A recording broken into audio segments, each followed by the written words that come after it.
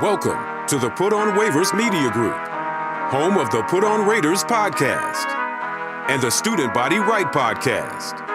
This is your place for the best breakdowns and the best insight for those who fight on and bleed silver and black. Now, here are your hosts, Dwayne Douglas and Ryan Holmes.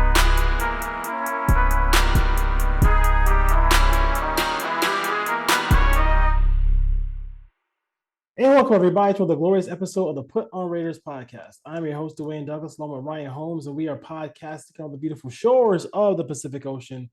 Overcast, nice day outside today. Got a little bit of, it was warm, but overcast nonetheless. Ryan, how are you doing today? I'm doing pretty good. Mariners lost today, so they're down two games in the series. So not a great week over, and I clearly. The Raiders game on Monday night didn't end very well either. So just trying to pull myself back together, but a tough sports week. Yes. PORSBR is our Twitter handle, my Twitter handle, and then Ryan's is RHOLM22. Don't forget to like, review, all that good stuff. Star and leave a comment too. We got some comments to read and a lot of questions here to go over, as this is just nuts what happened with the Raiders this year. So the Raiders threw 1-4 right now, right? So there was a I just saw this as I was coming home, and let's see if I can find it real quick. There was a thing called the Daily Coach. I don't know if you're familiar with the Daily Coach. It's I think Eddie Robinson, the late Eddie Robinson, and Michael Lombardi. He kind of writes the thing about coaches, great coaches all the time. And he wrote one thing he put out today, because he worked with Walsh, Al Davis, and Belichick. And he had Walsh's blueprint for the 49ers. So I want to say this blueprint. So it's 7 things that Walsh would like, basically his pillars for success with the 49ers, to see where the Raiders stand with that in this season. So the first one is must first find talented players on defense. Defense is a key to improvement. I would say no. They don't have enough. They have some. They don't have enough. 2, must have pass rushers in the fourth quarter to be at least a 500 team. They have 1. Does that count? They got one. Must isolate what players need to do in order to improve. Not everyone is the same. It's tough to answer that one. That one's tough. I would say yes. I mean, they know who they have and what their strengths are. Yeah. Must have coaches who communicate. People often hire on skill and fire on personality. I'd say incomplete. We don't know enough about this coaching staff yet, but through 5 games, it hasn't been good enough. So good enough for us. Repeat what is successful. It's never about new plays. It's always about running plays with better execution. I would say yes on that one. I think that they do communicate properly. I just don't know that they've run them enough yet to be truly successful at them. Couple more. Show poise, think clearly under pressure, so players can see you in control. I guess he probably referring to himself in that. Yeah, there has been some game management issues down the stretch in a couple of these games, so I'm going to say incomplete again. I can't say yes on that. Stress conditioning, teams being out of shape are the first to lose their intensity. I would say they've done that. I think the team is well conditioned. They're well conditioned. Yeah, I think so too. I don't see them fall apart because they're out of conditioning. So I thought that was just, I read it once in a while, so I can't read it every day. But some of the stuff we put on there about coaching is pretty cool. It's some pretty cool stuff. So KoonceGate, let's go. Malcolm Koonce. Everybody has a lot to say. If people, we would often joke, if you put something out about Malcolm Koonce, you're definitely get a response from Raider Nation as far as that goes. So so you went back and you looked at the field goal situation. You posted a video He got called for that critical penalty in the game where the Raiders defense got a stop. The field goal was missed. He got called for the penalty, and then the Raiders and the Chiefs got a redo, kicked the field goal, made it.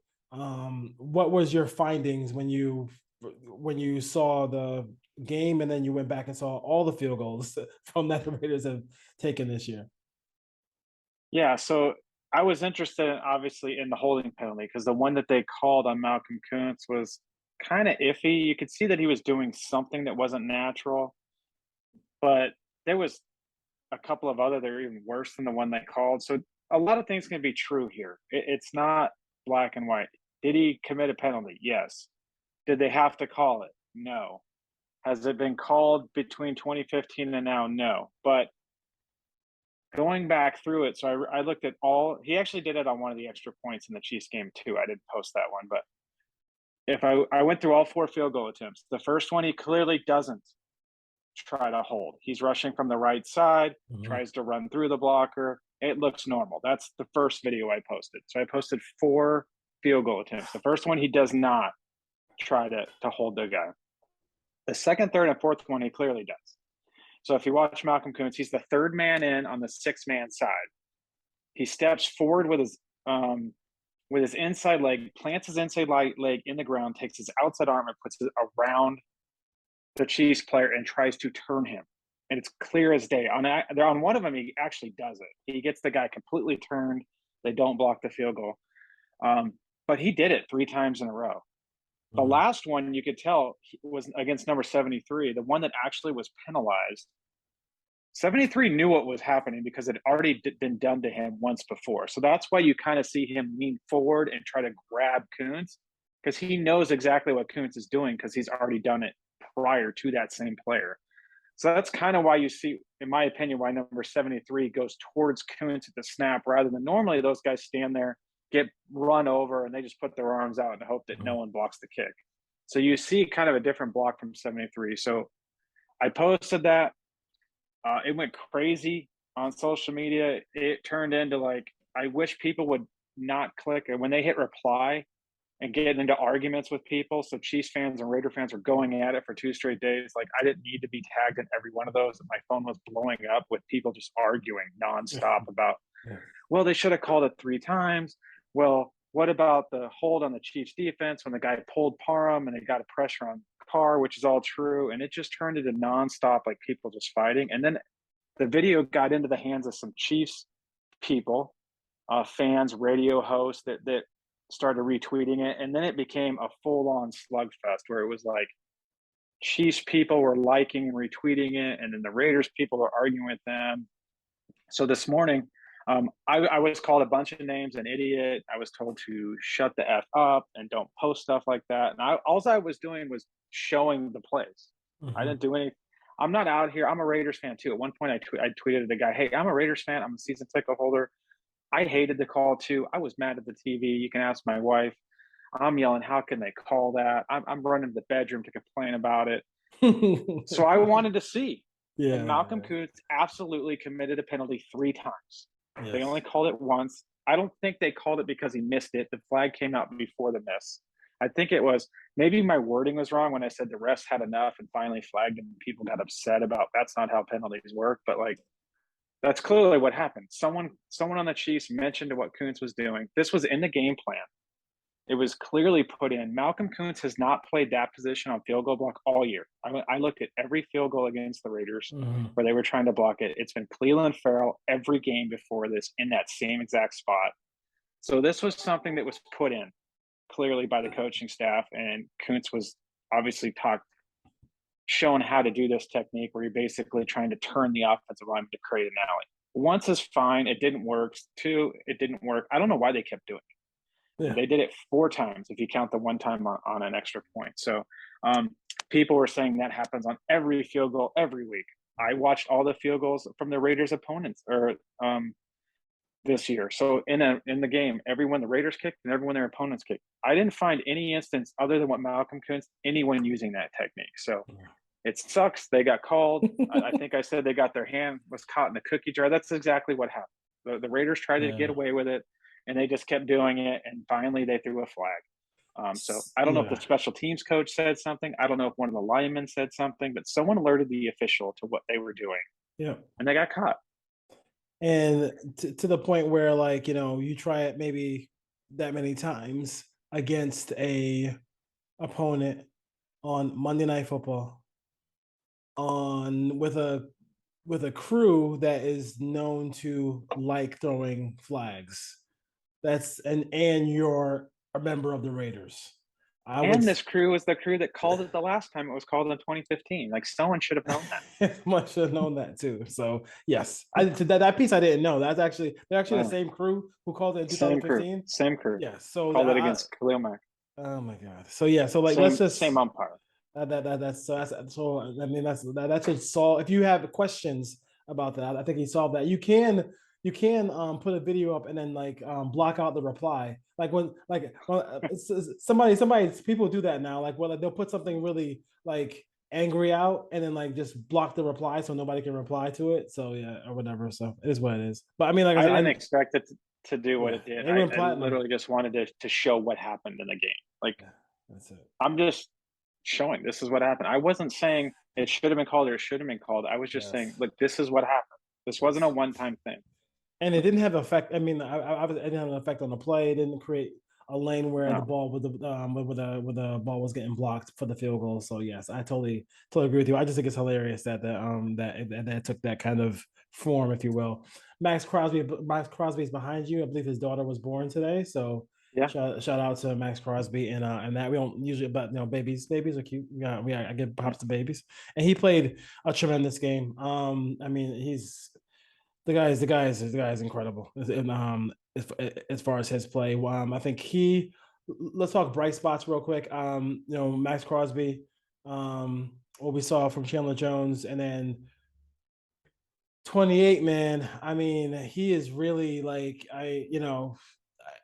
I don't know how maybe they don't resign him and they probably don't want to resign him, maybe because the stubbornness, they don't want to resign him, who knows? But if they don't resign him, I mean, we gotta be careful where he goes, because if he ends up in this division, that could really haunt the Raiders for a long period of time, because Josh Jacobs is really playing he may not have the blazing speed, but the short area quickness, the moves, all that stuff like that. He's been playing great football for this team, especially the last couple of weeks. I mean, the last 2 weeks he's running like a top 5 running back in the NFL. He looks like he looked as a rookie. Yes. When he was breaking tackles and he's catching the ball out of the backfield. A lot of those runs he made, again, it's just like the Broncos. The run blocking was solid, but a lot of those he was breaking tackles at the second level and gaining 5, 10, 15, even on the long run. They had him for a 5-yard gain, and Matt Collins misses the block on the safety, and he just runs through the safety. I would have liked the one where he got out to the left side, where he basically had the vision and bounced it. Like when he just trucked the safety, try to make a move because that's the last guy there and try to score. I was thinking that same thing. I mean, it looks cool, but save that truck stick and just and kind of do a spin move, just to abate, just to because he's already bracing for the hit. So if he just makes a move to the right, I think he could have got even more yards and scored. I think the tough situation is the front office. There's probably a league-wide value you place on a running back, especially a guy like the Jacobs does have an injury history. They're clearly going to run him into the ground. I was curious. Oh yeah. He has 91 carries. Brandon Bolden has 7. Zamir White has 4. They have 5 running backs on this roster, but ain't no one getting the ball but Josh Jacobs. He's going to end the year with 250 touches if he stays healthy. So, it's a catch-22 because at that point, he's going to have a lot of wear and tear on his body. There is an injury history.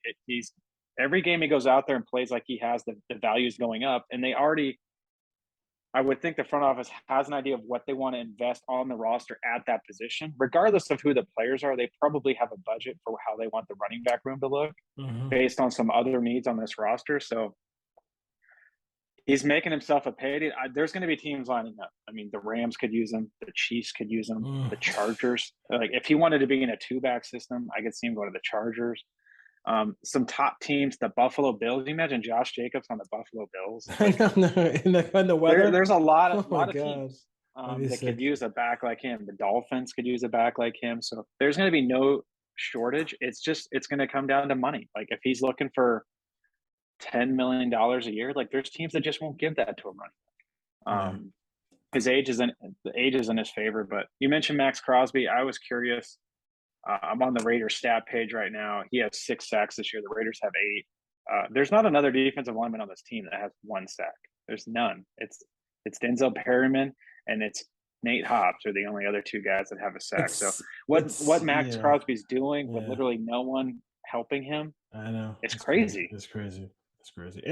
And do you feel like too, like, you know, it doesn't seem like defensive line is an area of concern for the Raiders front office. You know what I mean? Where, like, you know, I know he's sitting home and I know he's not around and I know whatever, but on 3rd and long, they're getting absolutely nothing from D tackle. Like they're getting nothing from D tackle. This last game, Chandler Jones gave you a little something, but they're not getting nothing from D tackle. Bilal Nichols is on the roster somewhere, but he's not really on. I don't see him doing anything. And the 2 guys they drafted are not really panning out or giving you any flashes right now. Like, I mean, I don't know. I mean, I know people keep saying Sue, but like, I just don't. I mean, they really need some interior pressure or some pressure on the outside because it's just not. It's just how can you continue to keep doing this? Like, I don't. I mean, you know, as far as especially on third and long, like you're helping these teams a lot. One, they're resorting to rushing 3 because they don't have 2 interior guys that they can trust, and that's not working either. But Bilal Nichols, the pressures, everything we heard about it, like, you know, 4 or 5 sacks is good, but like, where are the pressures? There's no pressures coming from him. They've tried Farrell in there. He's doing nothing inside, which I've always believed that he's not very good inside, regardless. Everyone thinks that he should slide in and play defensive tackle on 3rd down. He doesn't give you any pass rush in there. They tried Koonce for a week in there. He didn't really do anything. They've tried Hankins. He's a run stuffer. I mean, they've rotated every guy they have on the roster. Everyone's had a crack at it. And Matthew Butler's probably the one that's done the most with the least, but he's a rookie. And how much can you really have him out there? But my guess is you're probably going to see a little bit more of Matthew Butler moving forward on some of these downs. But they just got to the rush 3 that's in the playbook has got to go. They got to rip it out. When you get teams into 3rd and 15, 3rd and 12, 3rd and 13, you can't rush 3 and play back because you're basically neutralizing your best player in Maxx Crosby because now the line just slides to Maxx Crosby. You got a running back chipping and he's getting double teamed by the right guard and the right tackle. He's getting triple teamed. Yeah. You're not getting anywhere near the quarterback because no one else can win one-on-one. I would rather send some pressure, quick throw, rally and tackle, and get the football back. The more time the quarterback has back there, because every penalty in the secondary is an automatic 1st down. It's not like holding is going to be like 5 yards and then, you know, if it's 3rd and 20, now it's 3rd and 15. They give you an automatic 1st down every time for every penalty back there. So let him get rid of the ball quickly and rally and tackle, and then give your offense another opportunity to get the ball. And plus, you know, I'm gonna use a Gruden line. The defense is allowed to take the ball away, and you're probably not gonna get a turnover if you rush 3. Like, it's just. I mean, you're not gonna get a turnover. Speaking of penalties, I'm old enough to remember that defensive holding on a 4th and 14 field goal attempt also an automatic 1st down. When that happened, going back to that call, I just thought it was a 5-yard Navy kick. It never occurred to me that they were going to get an automatic 1st down. But you have to trust the tacklers. They have good tacklers in the secondary. Ruckuson can tackle. Nate Hobbs can tackle. Amik Robertson can tackle. Jonathan Abram can tackle. Trayvon Merritt can tackle. Blitz. 3rd and 15, make them throw hot. You overload one side of the line. You just can't sit back in a soft zone and allow them to pick it apart because the Raiders still can't defend the middle of the field. You saw it this week in the red zone. They had a package for Blake Martinez in the red zone. Didn't really do anything. Divine Diablo. It's not covered anyone all year in zone. He's done some stuff in man. Brown was out in this game. He hasn't. Perryman he's a zone defender, but not a good one, not a Yeah. great one. So Yeah. at some point, they just got to bring pressure in some of these, and I know they're scared of giving up a long play and a missed tackle, but the good defense in this league bring heat, and they bring it a lot. Yeah, that's very true. The post game press conference by McDaniels, a lot of people made of it. It was almost like the Andrew Rogers, Aaron Rodgers, relax. We got this. Like, are you kind of surprised by that? I mean, kind of like that, kind of like they. I mean, you got to really. I mean, that's kind of a lot of confidence for me to be like, we got this. We're 1-4. We were 2-4 last year. We know what we're doing. No, Belichick was 2-4. Y'all wasn't 2-4. Like, so just like, let's get it straight. Like, Belichick was 2-4. Y'all wasn't 2-4. Is prime Tom Brady walking through the door? Because I don't think he is. I don't think so. I take it twofold. I mean, clearly, like I talked about on the recap on Monday, like I think this front office has one eye on this season, but it also kind of looking this way is looking at the future, which you can tell by some of the roster decisions and some holes they didn't fill with cap room, that they're kind of trying to see what they have here. But this was a playoff team with high aspirations. They gave up valuable assets to go out and get a 30-year-old receiver and a 32-year-old pass rusher, and they're kind of acting like, we'll turn it on. It's a tough system. We'll come out of the bye. We'll keep rotating offensive linemen, and we'll figure out how to get to 9-8. Well, the plan wasn't to figure out how to get to 9-8. Not from the fans' perspective, not from the players' perspective. I don't know what the coaching and front office perspective was, but they're not showing any sense of urgency. And we're at a point now, and I had a lot of people message me on Twitter, trying to trade, like, would you trade for this guy? What would you do here? What would you do there? And I'm at the point where if you're 1-4 and I'm Dave Ziegler, I'm not giving up first or second round picks unless I'm getting a Pro Bowl dude who I have control of for a couple of seasons. I don't want anyone in the last year of a contract that I'm going to have to give a massive deal to keep him. I'm not trading those picks because right now I don't know where my draft picks. I don't want to talk draft picks in week 5, but I don't know where they're going to be. Yeah. There's a realistic chance if you're looking at a top 10 pick, you want to give that up for a rental? I don't. Yeah. And I mean, if there's a Jalen Ramsey and Aaron Donald, like a legit guy who's 24, 25 years old, then yeah, we can have that conversation. But I'm not giving up valuable picks unless I'm getting, and ideally I want at least another year of control. I don't want him to be a free agent right away. Did you the history of the 7 Belichick assistants who are head coaches? You see the Josh Dubow? I haven't seen it, but I mean, you're probably talking about Romeo Purnell, Mike Vrabel, or not Vrabel was a player. He wasn't an assistant. Josh McDaniels. Yeah, I got all Bill of them. O'Brien. Bill O'Brien was Charlie Weiss was 52 and 48. Brian Flores was 24 and 25. Eric Mangini was 33 and 47. Josh McDaniels is now 12 and 21. Romeo Cannell is 32 and 63. Yeah, he coached a lot of games. That's a lot of games, Romeo.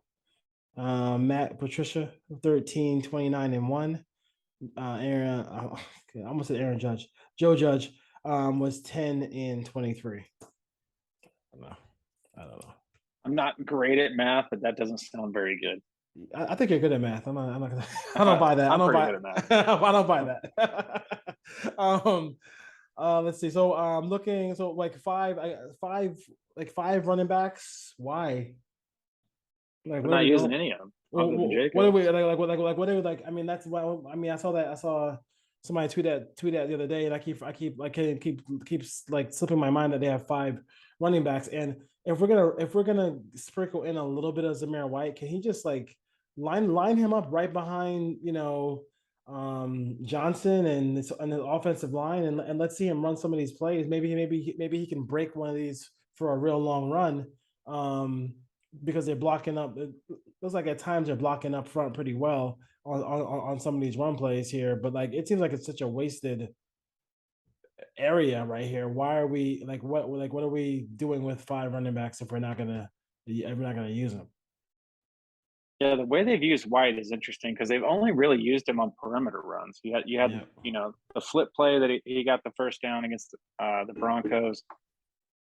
You had the play that lost 7 yards where they tried to crack with Devontae Adams and he couldn't block Frank Clark, got a 7-yard loss. But we haven't seen them try to run power straight downhill with Zamir White. I don't know why they haven't done that. They've done that a lot with Josh Jacobs in between the tackles. They just haven't done that with Zamir White. And this would have been a good week to get some of those carries because the offensive line ran block okay this week, and they ran a lot of power. And it was just downhill, a lot of duo. We're going to double team at the point.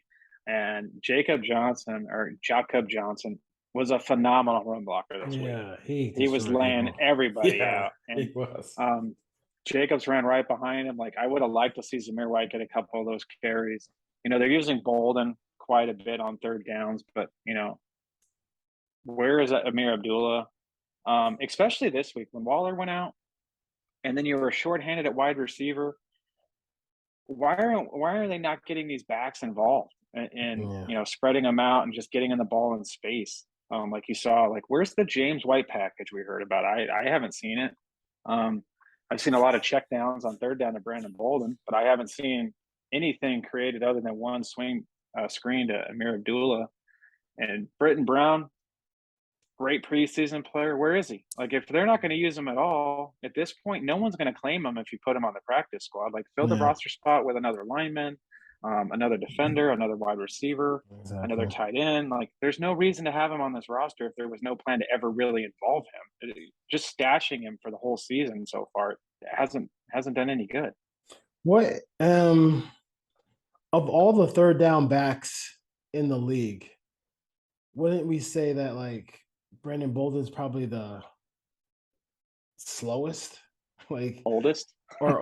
Like, I mean, usually that third down back is somebody who is like, who's shifty, who can, you know, catch the ball out of the backfield and be more fluid and make moves in space. It's just something. It kind of seems like, I'm not saying if he's like, I mean, that's one of their guys. Like, you know, even Jalen Richard was like that for the Raiders. Like, you know what I'm saying? Like before and with another regime.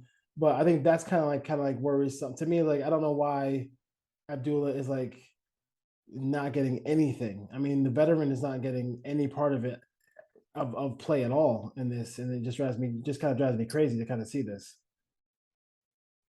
Yeah, Bolden's a bigger guy. He catches the ball fairly well, but he's not going to be running angle routes and running away from linebackers. The pass blocking, I think, with him has just been a little less than I expected for hearing about him as a third down back. And then the third and shorts where they're running him, like, you're not seeing him like run over guys and like get those yards. Like, he's getting tripped up short on a lot of those. Granted, he's only had 7 carries all year, but you know, it's always like I'm expecting a little bit more, and it's just not happening with him. It's not, and to me, it's just like he kind of runs like kind of tippy toes a little bit. Like, he looks like the power back, but he's not. He's just not that power back that we thought.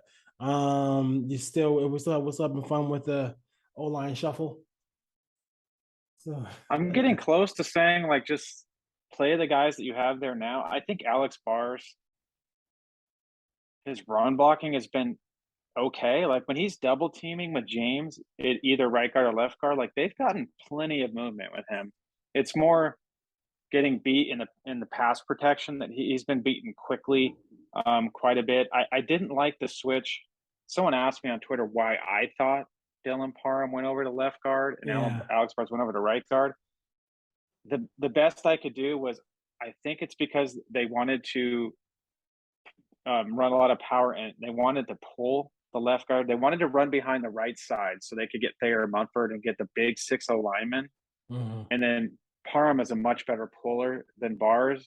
And Bars has been okay on double teams moving forward. Like, they wanted him to be able to pull and get Parham out there and add another dimension to some of those runs. But other than that, like, I thought Parham was better at right guard. And it's not his fault. Like, they moved him to the left side and he got beat a couple of times over his outside shoulder to win that B gap.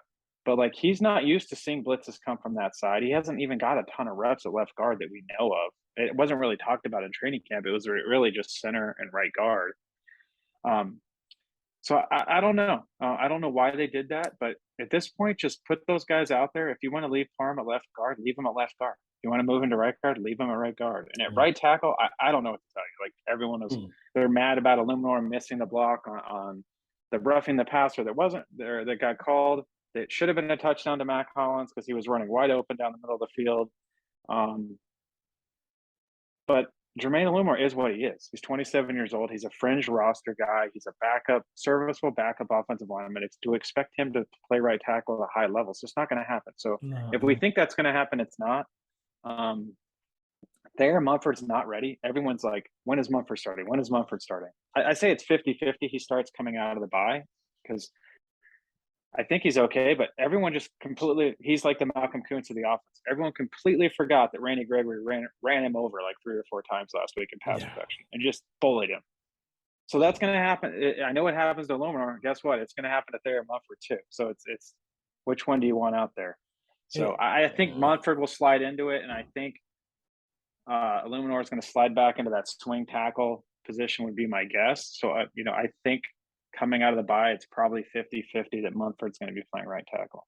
We'll see what happens. I mean, I think they want to have some playing time for these guys who they drafted. No question about it. They want to try to turn the page for some people who they don't want anymore.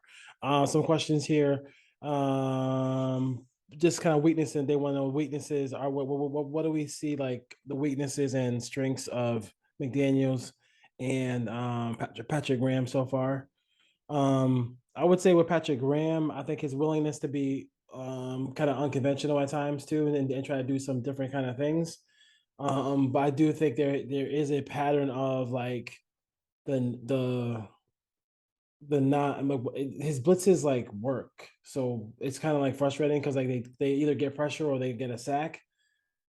So like I want to see a little bit more of it. I'm not telling him to be like crazy like Buddy Ryan, like undisciplined, just like throw everything everywhere. But I'm just saying like they do have a lot of they do have a chance to be a better blitzing team, to get more sacks, to create more pressures. You're not going to get turnovers rushing 3. Like you're just not getting turnovers rushing 3. So rushing 3 should be going out of the playbook. And I'm not sure how, if you self-scout, how you can tell the self-scouting group who works for the Raiders that say, hey, that's something I'm going to keep. It works very well because it does it.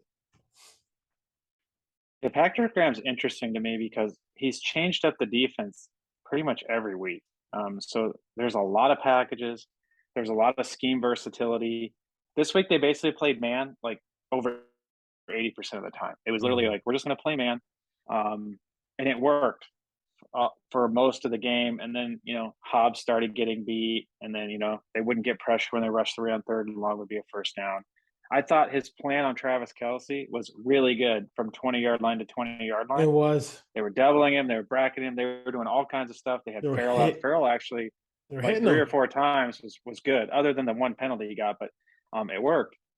When they got to the 20-yard line, when they got in the red zone, that went right out the window. And I posted every route, 11 routes. It was 11 of 12. I didn't post a shovel pass, but every route that Travis Kelce ran on the red zone, and on all but one of them, it was just single man coverage with Trayvon Merrick. There was all of the doubling and all that was gone. So I don't know why that happened. And then of course they got 4 touchdowns. So it leaves me wanting more.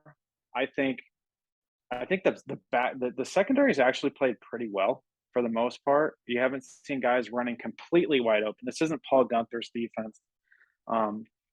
I think they're versatile where they can play some cover 4, some cover 2. They can play zone. They played a lot of cover 3 this year when they want to. They can play man when they want to. They can blitz.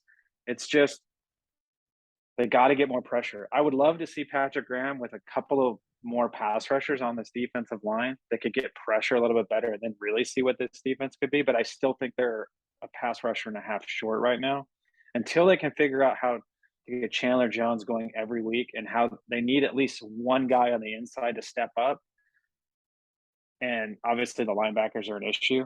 So I like Patrick Graham because I think there's pieces of every game where you watch him call a defense and you're like, that's pretty good. That worked. Like, It's just they haven't done it. I don't think they have enough players right now, honestly. I don't think they have enough good players to do it every week. And then obviously injuries are popping up left and right. And we'll see what happens with Nate Hobbs with his broken hand. Josh McDaniels is completely confusing to me. Like, I'm just not seeing what they did in New England. I don't know if that was something Belichick wanted them to like helped a lot on the offense, but you're not seeing them have specific packages for the Abdullahs like they did with James White. You're not seeing him motion Devontae Adams a lot. You're not seeing them get the ball to Hunter Renfrow. So it's Hunter Renfrow. I know he missed 2 games, but I'm looking at the stats. He has 105 yards receiving. Like this dude had 1,000 yards last year, and he's running the wrong routes, and he's running into Devontae Adams, and then Darren Waller's disappeared. Like, that's on Josh McDaniels. That's on this offense. That's on the offensive line. But a lot of that goes on the head coach because he's not getting the ball to these guys in the right situations. Now, when you turn on the film, there is guys running open on a lot of these plays. It's just not clicking, and that goes to the coaching. That goes to the quarterback. That goes to the protection. That goes to the receivers dropping balls. Like if Devontae Adams doesn't slightly bobble that ball on the sideline, the Raiders kick the field goal and win, we're having a totally different conversation today. But he did, and it didn't work. And it was 3rd and 1. Maybe they could have just run the ball and got the first down and kept the drive alive, but they didn't. They ran kind of a lower percentage pass. It didn't work. So, and then on 4th and 1, they tried an even lower percentage pass, and they got the coverage they wanted. They faced a cover 0 blitz, and they got a guy free coming up the middle, and the 2 guys run into each other. So it's just not clicking right now. So they can clean it up. They have a chance to go on a run. They have the firepower, but to me right now, Hunter Renfro's got to step his game up, and Darren Waller for sure. Like, and I texted you, like, I know it was a hammy. I know he missed time, but there wasn't, like, watching the 8 plays he ran, the last route he ran was the touchdown to Adams, and he's running and he's wide open on the deep over route. And then next thing you know, he's gone. He's not on the field. So there was no moment where, like, he grabbed the back of his leg and it looked like he had a severe hamstring. Maybe he just tweaked something and he shut it down this week. I don't know what happened. And then Josh McDaniels said in the press conference, it's minor. It's not severe. So I would like to see him try to push through that. And unless the injury is more significant than we know, like, there was nothing glaring. I thought he was running fine in the game and the routes he ran. Yeah. I think it's interesting that, like, where Patrick Graham gives you something new every week, that's what I thought I was going to be getting from Josh, because, like, that's what New England's known for. And I feel like when push comes to shove, no matter how well they're running the football, I kind of look at this team as a running the football, just get the ball to Devontae down the field kind of team. Hopefully, it just seems like when push comes to shove, they're going to pass the ball. And because I feel like that 3rd and 1 to me, and I know people are talking about, like, blaming Devontae, and it's fine. Devontae, he made a mistake. He bobbled the ball. He has to be 100%, secure with that. He knows that. And that's probably part of his frustration. But I felt like just run it, get the first down, spike it, and you got 40 seconds. Yeah, 40 seconds. You got 3 downs. If you get a big play, you could probably kick it on 3rd down if you want to, in case you fumble it, stuff like that. So I feel like he leaves me wanting a lot more, because I know on film we do see people open. So is it that Derek's holding it too long? Is he not ripping it when he should? You saw the little thumbs up thing during the game. Like, they seem like they're on the same page with each other. So I don't know, but we'll see what happens as far as that goes. Next question was about Hobbs. If Hobbs is going to be out, what does that do to the defense? I think it hurts the defense a little bit. I think we did see, then you start extending people like Sam Webb. I know you'd mentioned Anthony Aver might be coming back soon as well. What are your thoughts about Hobbs? And I mean, we all know the extent of that hand injury, but what do you feel about Hobbs? I think with the week off, it helps here. Clearly, a broken bone or bones in his hand aren't going to heal in 1 week. It's probably a 4 to 6 week injury. But the fact that he put the club on and went back out there and played tells me 2 weeks from now he's going to play. I don't think he's going to miss any time. He's tough. It's how effective can he be? Like, you can't press. He can't grab guys during the route. You can't tackle. It's going to be one arm. So I think Graham's going to have to get strategic here on how he uses him. Like, maybe use him a little bit more in the slot, because outside he's not going to be able to grab guys as much. And then as they get into their dime packages where they have 6 DBs on the field, maybe you start to see him play a little bit deeper, play a little bit more zone, play more of a safety role, so he doesn't have to do that. And just have him on the field, because he's an alpha. Like, if the 2 best players on this defense, and it's not even close, are Nate Hobbs and Maxx Crosby. So he's got to be out there. So I think you'll move him around. You see him a little bit. I don't think you'll see him on like the best receiver on the other team. Maybe he goes against the number 2. Maybe he slides inside, plays a little bit more in the slot where he can just be physical and get in the run game and throw his body around. And then I do think he's going to play a little bit more safety in some of these 6 DB packages and kind of a lot more. I would think they'd play a little bit more zone too, with him not being able to use his hands. Albert Wilson joins the Raiders. What kind of role do you feel like he will have on the team? Well, the first one should be punt returner. I mean, he should immediately replace Cole as the punt returner because I'm tired of watching Cole is bad. And especially there's some my biggest thing is too is like know where you are on the field. Like if you're catching a punt in the 5 yard within the 5 yard line at the 5 yard line, then just let it go to the end zone, please. Can we not catch it? What is the rule? Don't catch a ball inside the 10. Like it used to be. 5? I think now it's more like the 5. The 5, just because the punters are so good. But the 5 yard line. In that situation, like the 3 or 4 yards that you might lose aren't worth the opportunity to get the ball at the 20. So you probably want to just let that hit the ground and see if it hops into the end zone. Because either way, you're gonna. So if they down it at the 3, is it really that different than the 5? Yeah, I think the odds are if it goes, you probably have a better chance of getting it at the 20. But Albert Wilson is going to get some snaps here. He's a slot receiver, so I think they've seen enough of Keelan Cole at this point now. I think he's kind of going to take that role and be on the field as kind of an extra receiver. He's got a little bit of juice. He's got a little bit of wiggle. And then Renfro, I think he might take a couple of snaps maybe to mix in with Renfro. I don't think Renfro's completely right. I don't think he played that well this last week. And then you saw he was running a lot deeper routes this week.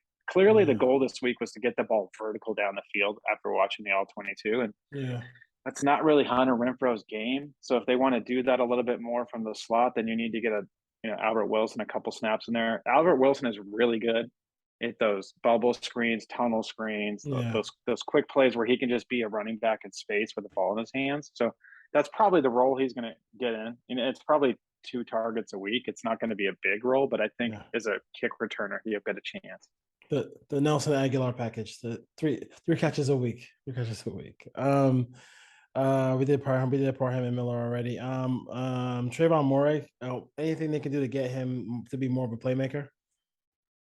I thought his coverage 20 to 20 there. He had some good reps against Travis Kelce, and then in the red zone he just got lost a couple of times. Yeah. And that seems to be kind of like there was a couple red zone last year opportunities where he kind of you were just waiting for him to make a play on the ball. He didn't.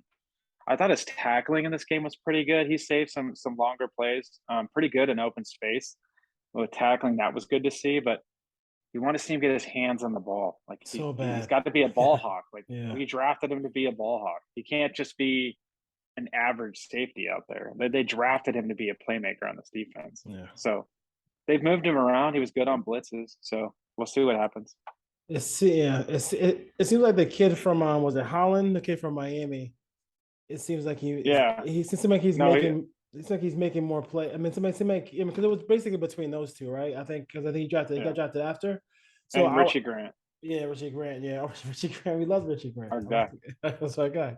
But I did want to see. I do want to see him make some more plays. I did like the double safety blitz.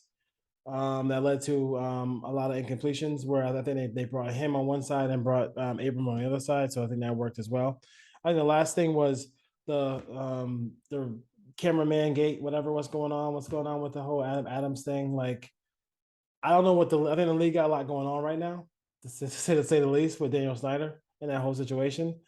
I would think that the cooler heads will prevail, and this will be him and Adams and this gentleman will settle and do whatever they have to do as far as that goes. And then the other part of it is this is Devontae Adams.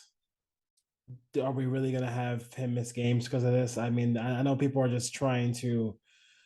I think some folks are just trying to push this a little bit, and they're not even showing all angles on some. They have the NFL Network. I watched a little bit of it because I wanted to hear what Todd Pelissero said. But then, they didn't even show they showed the most egregious angle. They didn't show the other angle where it was from kind of his point of view of walking in. So it was kind of weird because it's NFL Network and it's their video. But this should not be. It should be a fine, definitely a fine. We can't do what he did. But they can't really seriously think that they can't really seriously do like games here, right? Yeah, I think the first thing that comes to mind is if they suspend Devontae Adams for pushing over, and both can be true. That guy shouldn't have been there, and Devontae Adams shouldn't have pushed him. They can both be true. Yes. Numerous players have come out and said it's NFL security's job to make sure the tunnel is clear when players exit and enter the field. Clearly, it wasn't. So if you're going to suspend Devontae Adams, let's suspend the NFL security that was working the game there.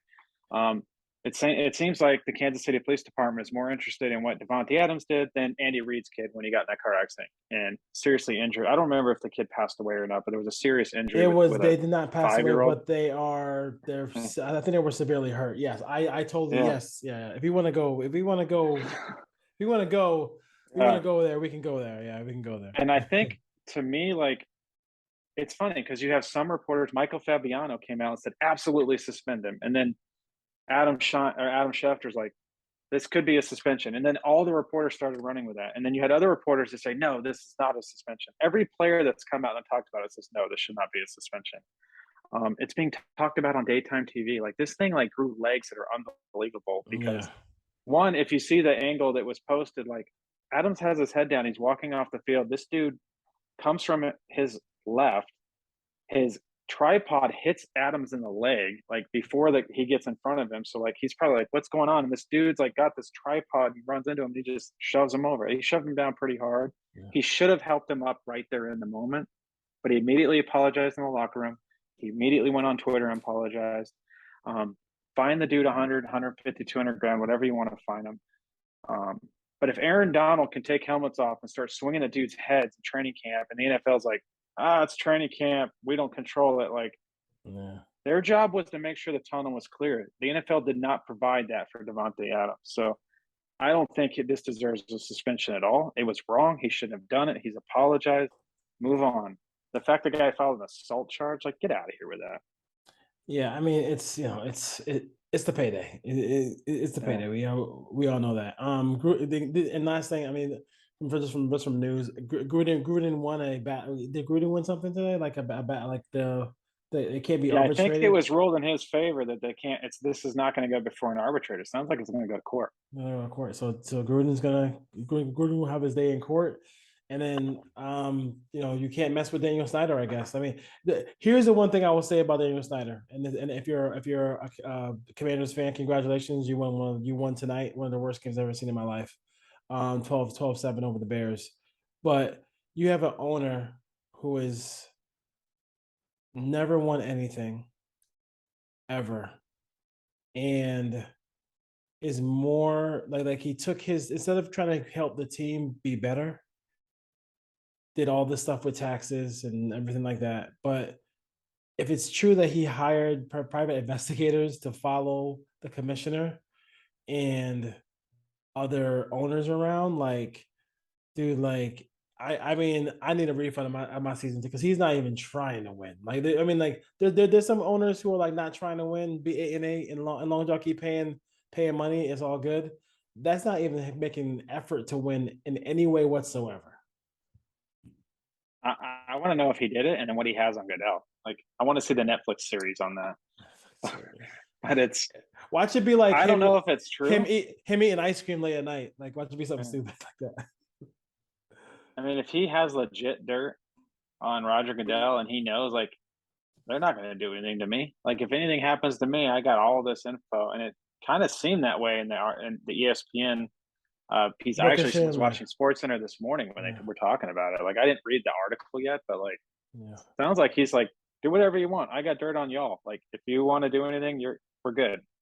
Yeah, and that's scary to think what's really going on behind the scenes. And I don't know.